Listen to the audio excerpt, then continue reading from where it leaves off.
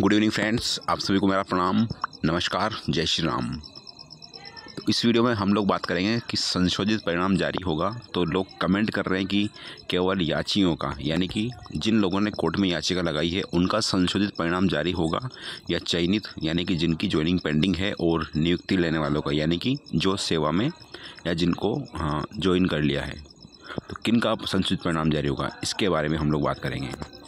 आगे बढ़ने से पहले मैं बता दूं कि मैंने आपकी सुविधा के लिए एक टेलीग्राम ग्रुप बना रखा है, जिसका लिंक मेरे डिस्क्रिप्शन बॉक्स में दे रखा है। आप चाहो तो मेरा टेलीग्राम ग्रुप ज्वाइन कर सकते हो। वहां पर आपको जो कोर्ट में केस पेंडिंग है आपके रीट लेवल 1 और 2 के, उनकी सारी अपडेट दी जाएगी, और साथ में ही राजस्थान की जितनी भर्ती है उनकी इन्फॉर्मेशन और राजस्थान की लेटेस्ट करंट अफेयर स्पेशली आपको मेरे टेलीग्राम ग्रुप में देखने को मिलेगी। तो आप चाहो तो मेरा टेलीग्राम ग्रुप ज्वाइन कर सकते हो। ठीक है फ्रेंड्स, हम बढ़ते हैं फिलहाल आगे।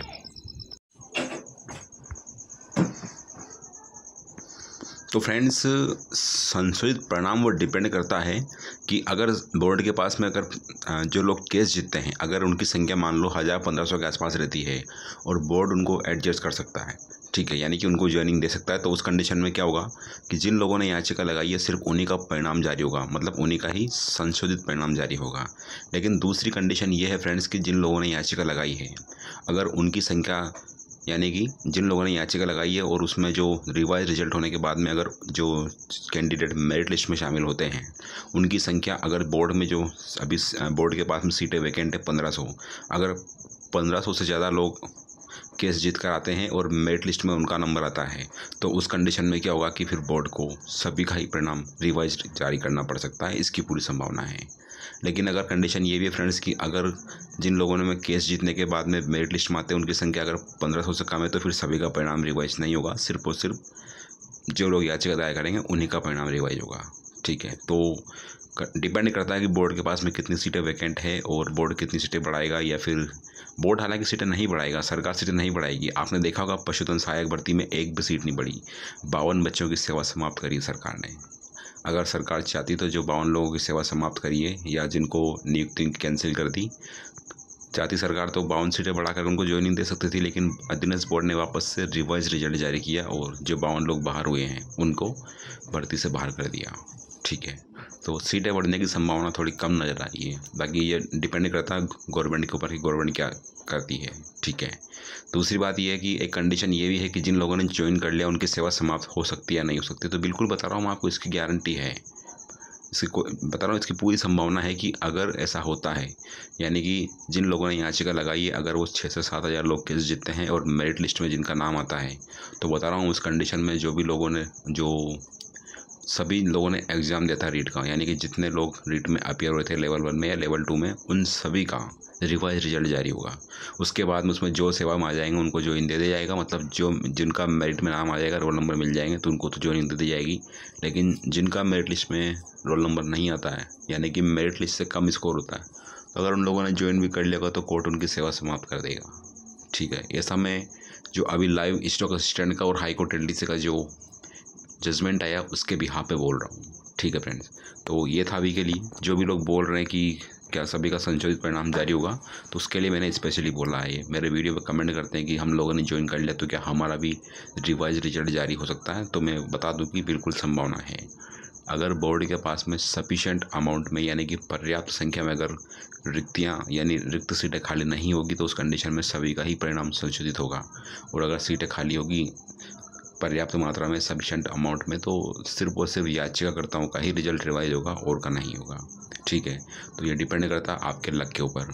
रही ज्वाइनिंग की बात, तो बता दूं अगर 7 मार्च को हाई कोर्ट का फैसला आ जाता है याचिकाओं के ऊपर, तो उस कंडीशन में ये होगा कि 7 से 10 मार्च के बीच में आपकी ज्वाइनिंग होने की पूरी संभावना है, क्योंकि 12 मार्च से अभी आचार संहिता लग रही है।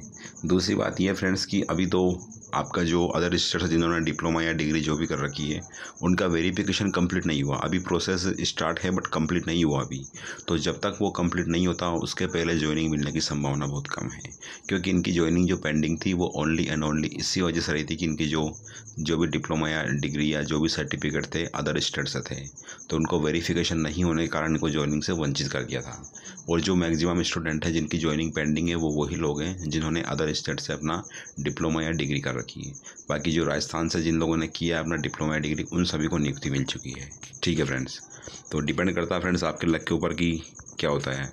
और मुझे जो लग रहा है वो ये है कि 22 क्वेश्चन के ऊपर याचिका लग रही है। इसका मतलब ये हुआ कि अगर 22 क्वेश्चन में से 8-9 क्वेश्चन के भी नंबर मिलते हैं, यानी कि 17-18 नंबर लोगों को मिल जाते हैं, तो आप समझ सकते हो कि 17-18 क्वेश्चन कितनी बड़ी बात होती है ना। तो उस कंडीशन में सभी का ही संशोधित परिणाम जारी हो सकता है, इसकी पूरी संभावना है। ठीक है फ्रेंड, आप क्या सोचते हो वो आपका चॉइस है, बट जो मुझे लगता है, जो मेरा एक्सपीरियंस है, मुझे उसके बिहाफ पे बोल रहा हूँ। आपकी जो पशु परिचय की भर्ती थी 2022 से, उनका कोर्ट में केस था। अब जाकर के उस पर जो है फाइनल चीज़ें क्लियर हुई है कि अब किसको ज्वाइन करना, किसको ज्वाइन नहीं करना। ठीक है, तो ये था फ्रेंड्स अभी के लिए।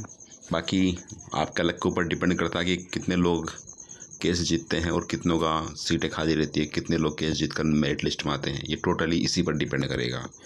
और जो ये है कि आपको परेशान होने की ज़रूरत नहीं है। जिन्होंने नौकरी कर रहे हैं उनको सेवा का आनंद लीजिए। अभी फ़िलहाल आपकी नौकरी पर किसी भी तरह की कोई भी रिस्क नहीं है। सर्विस टर्मिनेट करना इतना आसान काम नहीं होता। हालांकि अगर उच्चतम न्यायालय से ऐसा ऑर्डर हो जाता है तो बिल्कुल सर्विस टर्मिनेट हो सकती है।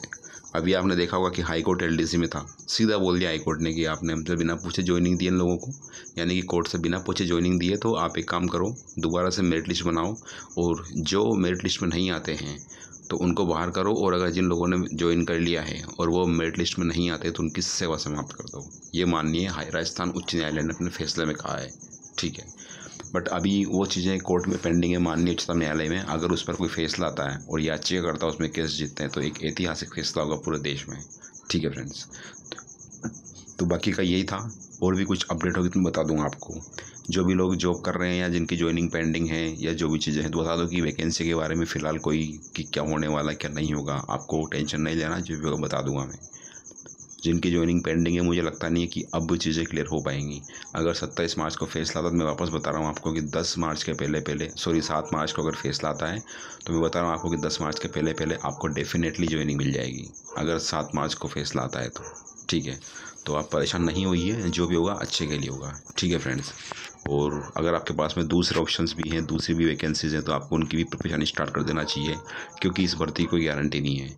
चीज़ें अगर जो समय भी मिलती है ना, उनकी बात ही अलग होती है। अगर कोई चीज़ आपको भूखा पेट मरने के बाद में मिलती है तो कोई मतलब नहीं है उसका। ठीक है, तो आप चाहो तो दूसरे एग्ज़ाम की प्रिपरेशन कर सकते हो। जिन लोगों ने याचिका लगाई है, मैं उनके लिए बात बोल रहा हूँ। ठीक है, मिलते हैं नेक्स्ट वीडियो में फ्रेंड्स। वीडियो वॉच करने के लिए thanks. Have a great night and all the very very best. और आपको मेरी दी हुई जानकारी अच्छी लगे तो प्लीज़ चैनल को जरूर सब्सक्राइब करना और वीडियो को लाइक करना।